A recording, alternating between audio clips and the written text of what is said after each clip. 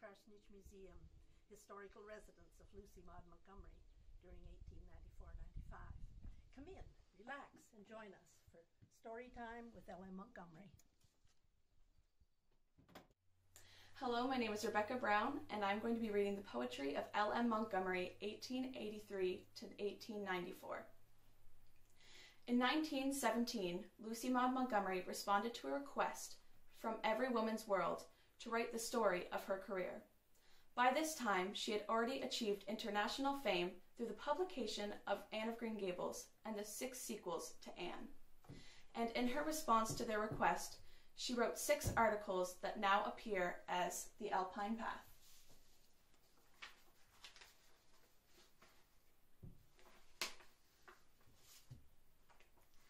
In the first of these autobiography sketches, Maud revealed that she chose the title The Alpine Path. Ever since she was a little girl, she had the verse of the poem entitled French Jetien posted in her portfolio containing her writings.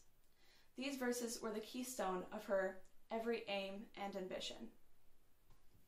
Then whisper, blossom in thy sleep, how I upward climb, the alpine path so hard, so steep, that leads heights sublime.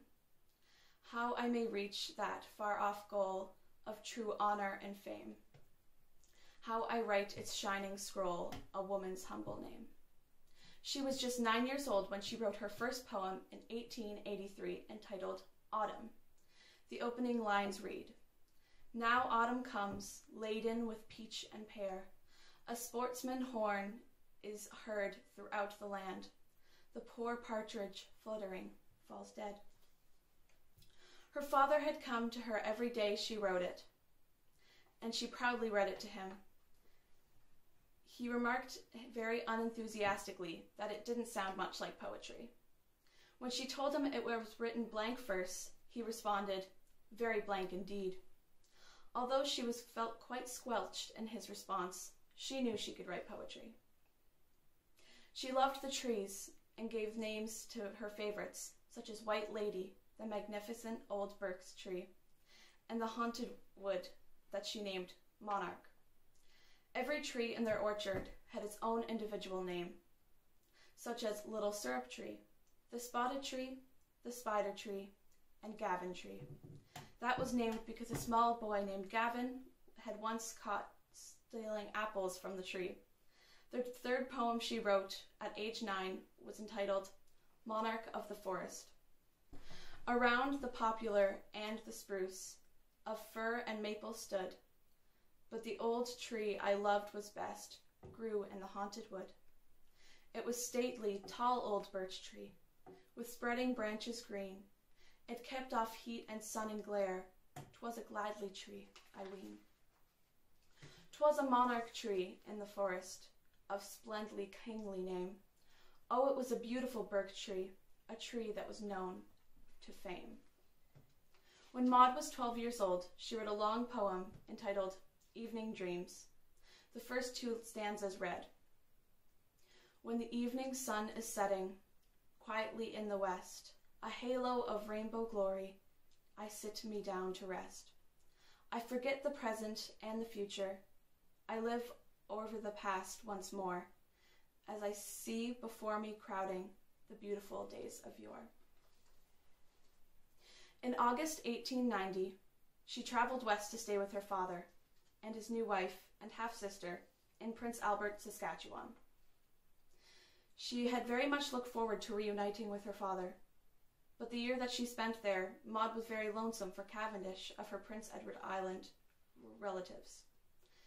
She wrote frequent letters to her cousin, Pensy McNeill, back home in Cavendish, and on December 2nd, 1890, she penned a 26-stanza poem entitled My Friend's Home. The first 3 stanzas are as follows. There is a cottage far away from here, where I would give the world and all to be, divided from me by 3,000 miles of mountain, prairie, forest, lake, and sea.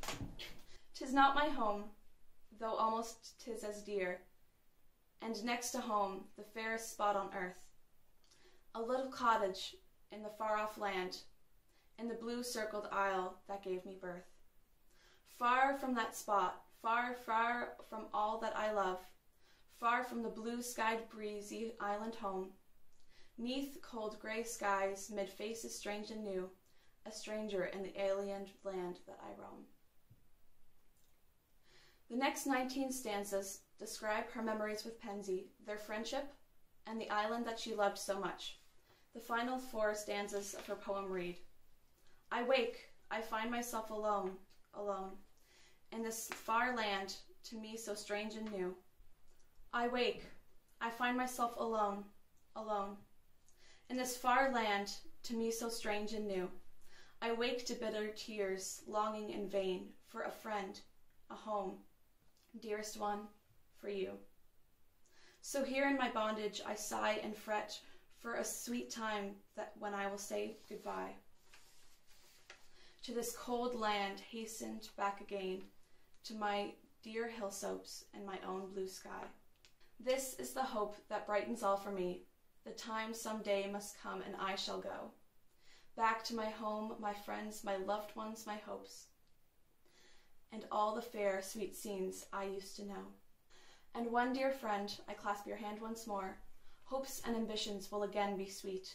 My happy gladness will return again in its sweet future when once more we meet. In June of 1891, while Maud was still living in Prince Albert, the Charlottetown Daily Patriot published a 10-stanza poem that she had sent to them, entitled June. This is included in the poetry of Lucy Maud Montgomery.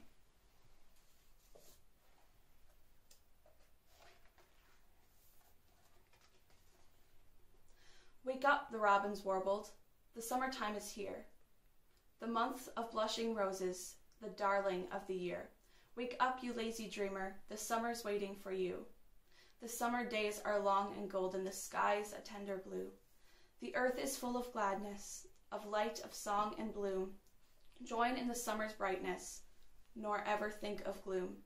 Make haste June days to welcome, for summertime will fleet, as soft as flying shadows across the ripened wheat. And when autumn breeze sigh through September leaves, and all the sloping hillside wave to tasseled sheaves, the birds that follow summer will seek a southern sky.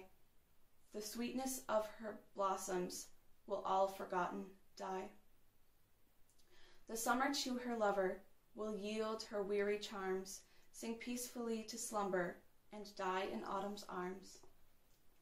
Come then, ye lazy dreamers, come forth to light and love. The earth is wreathed with garlands, the skies are blue above. The birds their love songs carol, mid golden summer blooms. The breeze whispers softly, in twilight's opal glooms. All glad things bid you welcome, while last your summer hours. Who wishes more than June time, with song and light and flowers.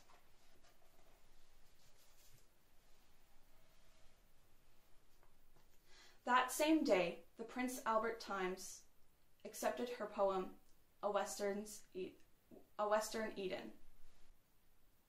Let others raise the song of praise of lands re-owned in glory, the land for me of the maple tree, the pine in all of its glory. Hurrah for the grand old forest lands where freedom spreads its pinion. Hurrah for the maple tree, hooray for the new dominion. On August 23rd, 1891, the day of her departure from Prince Albert to return home from Cavendish, she wrote an 18-stanza poem entitled Farewell that was published in the Saskatchewan on September 2nd, 1891. It was hard for her to leave her father, but she had a very unhappy year with her stepmother. She ends Farewell with, I turn to go, my eyes with tears are misty. Still rings the distant bell. Hills, prairie, forest, river, all, I bid you one long, last farewell. Shortly after her return to Prince Edward Island, Maud published an article in the Daily Patriot called From Prince Albert to P.E. Island. This article and those already published are evidence that she was already on her path to successful literary career. On the 29th of August, 1892, Maud's poem, The Wreck of Marco Polo, appeared in the Daily Patriot. It ends in this: "In dread suspense we watch the little craft, tossed madly up and down, but still afloat, until, oh joy, the wreck is reached at last, the drenches suffer safe are in the boat. Then back again, and never heroes came, more gladly welcome in their jaws of death. Men crowned round and clasped their comrades' hands, laughing and crying in the self-same breath. Yet there was mourning myths and generals' joy. All were not there, for one would come no more.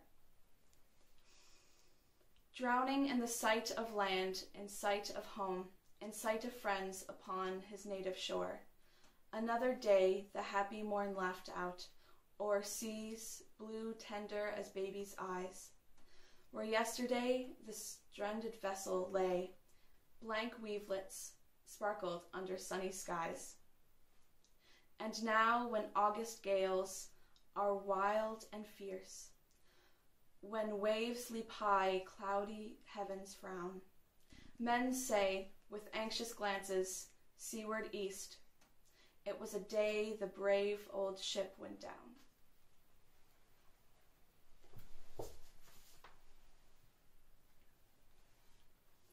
In March 1894, while Maud was attending the Prince of Wales College, she had a poem published in the college record entitled Last Prayer. In July of the same year, a second poem entitled The Violet's Spell was published in Ladies' World. Later that month, July 28th, she came to Biddeford, Prince Edward Island, for her first teaching position in a one-room schoolhouse there. While in Biddeford, February of 1895, she had another poem published in the Ladies' Journal, entitled On the Gulf Shore. Lap softly on the curving shore, where sand peeps leave their footprints small, lap softly purple waves where o'er the gleaming sand of ripple fall. Aloft the sky is blue, the clouds are soft and white above the sea. The seagulls fly in snowy clouds, the boats are floating lazily. Then lap, lap, softly, purple waves, no tempest toss your crest today. Your azure dimples are in the graves, where millions buried sunbeams play. The curving dunes are golden brown, the shore grass nods its slender head, and the hot white sand sifts slowly down, or slips beneath your hasty thread. Far runs the shore, a silver strand, the skies meet seas in clouds of pearl, the ocean's arms embrace the land, and far aloft the swallows whirl.